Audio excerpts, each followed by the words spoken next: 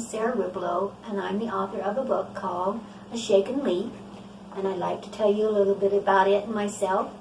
I grew up on a farm in southern Iowa, the youngest of 5 children, and my husband and I still own our own farm and a small feed and seed business today. We have 2 wonderful daughters. A few years ago, I was able to retire from the local school system, and now I can devote more time to my love of writing. I have 2 previous published works, A Keeper's Choice and Lost in the Willows, its sequel.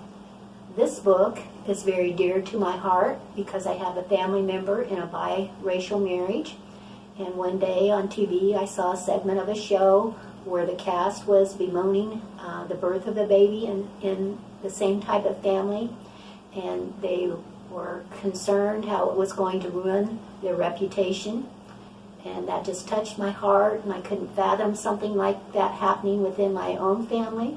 So that is how the birth of this story began.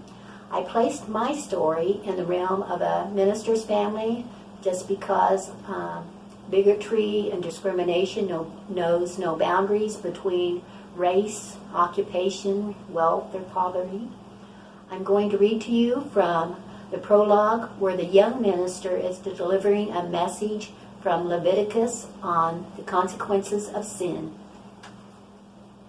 And I will scatter you among the heathen, and will draw out a sword after you. One pair of white creamy shoulders visibly shook at those ominous words, and the blonde head attached to them dipped even lower. To the right, a more tan pair stiffened, her head raised defiantly. Blue eyes stared boldly beyond the man in the navy suit to the colored stained glass of the crucified Jesus behind him. The bolder teen studied the image. How did Jesus, the human son, feel when his father gave him up as a sacrifice, she wondered. Did it feel like this? Did he feel like he wasn't worthy to live a happy, normal life? Did he want to rebel? Or did he meekly know it was his duty to always be a substitute for someone else's sin? She wished she knew the answer. She wished she knew if he ever regretted his selflessness. Did he ever wonder, like she did, if it would be worth it in the end? She mentally shook her head and silently pleaded for forgiveness. It was a terrible thing to compare what the Savior did to what she had agreed to do. He was put on earth to save millions, while she apparently was put on earth to forever be compared to an identical twin that she only resembled in looks. The preacher's final words increased in a wrathful crescendo like the closing bars of a powerful concerto, and magnetically drew her eyes back to him.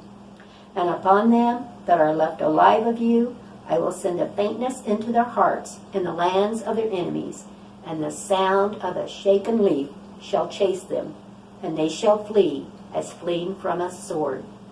With one last flamboyant act by which he was becoming famous, Pastor Hobart raised his Bible high in his right hand and shook it. One single green leaf fell out of its pages and slowly floated to the floor as if by angels' wings. Many years later, Keisha Carter's search for her biological mother brings her to the Hobart family. Pastor Hobart is now a famous televangelist, and the children have gone on with their adult lives. At the end of the story, you will see how that same shaken leaf has an integral part in bringing 2 families back together, in helping them to forgive each other as God chose to forgive us.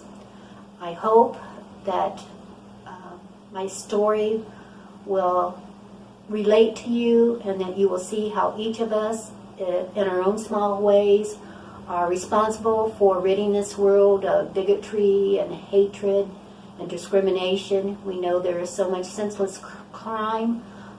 We see it every day on the news, and I just pray and hope that somehow the words in this book might show you that we each play a role in trying to end this in our society today. I thank you for your time. Happy reading, and God bless you.